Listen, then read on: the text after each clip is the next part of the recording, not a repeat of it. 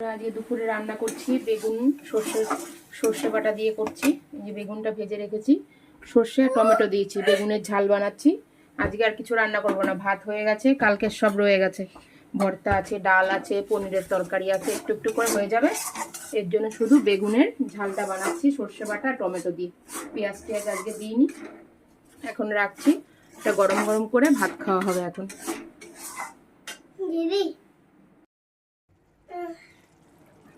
আজকে দুপুরে রান্না করছি বেগুনের ঝাল সর্ষে বাটা টমেটো দিয়ে করছি, আর কিছু করব না আজকে, কারণ কালকেরও সব কিছু বেঁচে গেছে। আর একটু কাঁচা আমের চাটনি বানাবো, একটু কাঁচা আম কেটে নিয়েছি, খুব টকটা আমটা, আর রসুন নিয়েছি ককোয়া, ধনে পাতা দেবো, কাঁচা লঙ্কা, আর চাটনিটা করে একটুখানি সর্ষের তেল দেবো, দিয়ে কাঁচা আম আর ধনে পাতার চাটনিটা হয়ে যাবে। একটুখানি সর্ষেও দেওয়া যায়। বেগুনের ঝালটা হয়ে গেছে, নামিয়ে নেব। গা মাখা একটু ধনে পাতা দেবো উপর থেকে, রেডি হয়ে যাবে বেগুনের ঝাল। এখন রাখছি।